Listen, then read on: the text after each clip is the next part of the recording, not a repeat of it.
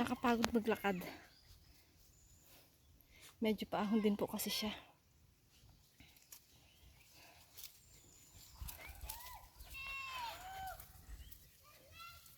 Na yun ang kapitbahay. Kila Kuya Dundun yan. Tapos yung dito po, yan po ay kila Tito Edgar. Dito mapunta po kami sa taas. Narito po sila kasi nagkakawit po ng niyog. Dito kami mapunta. Kami, ako at pati yung mga alaga akong aso kasama ko. Aray ko. Malinis na pala dito.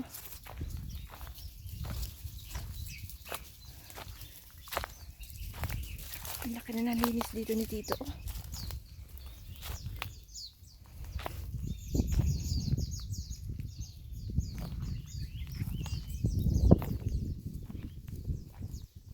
Ayan. Ayun, ang dagat. Tanaw din po pala ang dagat dito eh. Oh. Yan oh. Yan po ang dagat. Oh. Kitang-kita dito. Yan po.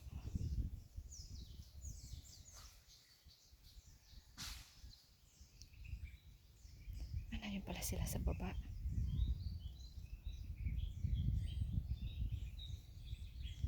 Nasa bundok po kami. Dahil may mga mais din pala dito ang tanim. Init. Ay, sana ko dadaan pala dito.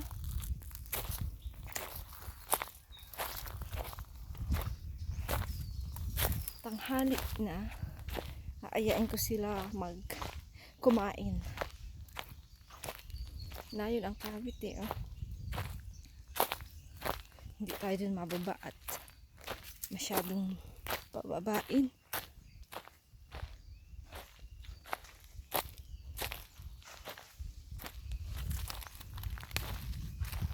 Na yun ang nagkakawit oh.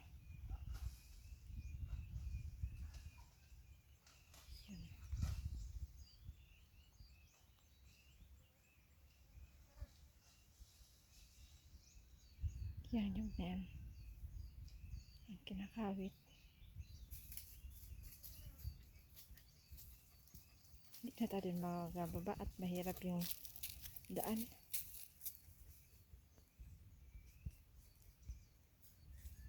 Mainit. Mahal! Mahal! Makain na! Ha? Nakaluto na ako. Nakaluto na po ako. Ha? Ano daw? Sabi ni Tito.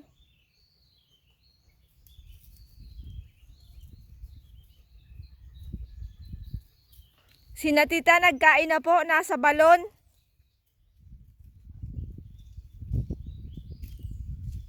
Naliligo.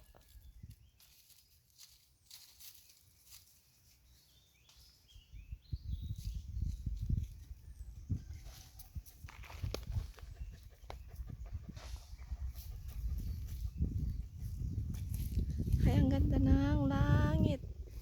Ang ganda po ng panahon ngayon. Maganda pero ano. Minit. Maganda po. Ayan. Ang linaw.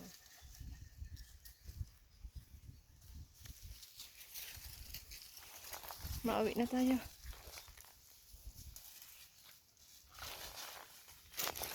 Yan pong dalawang aso na niampun ko po yan. Hindi man po yun sa akin.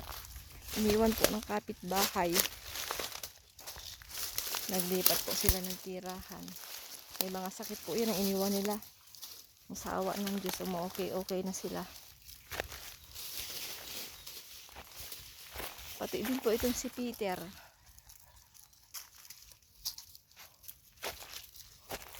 Ganun din yan po.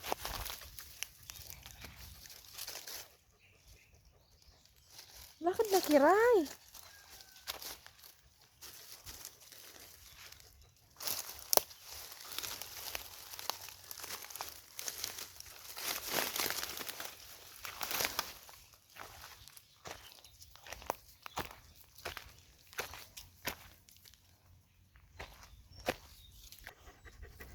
Ang babait na itong mga to. Sinasamahan ako palagi.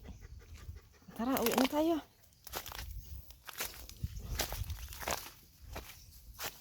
Lakad na.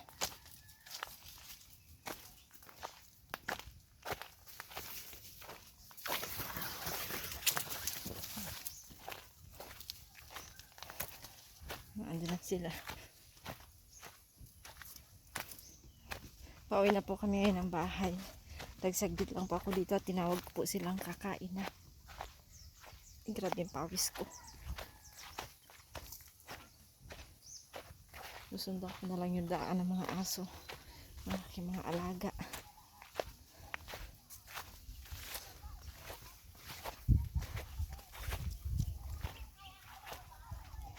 Lakad, Tir.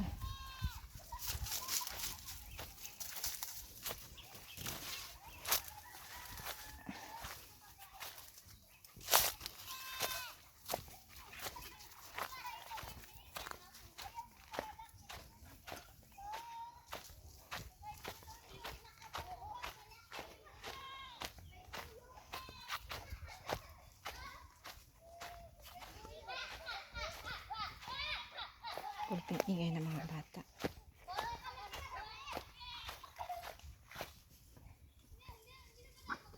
Papatayin ko na po.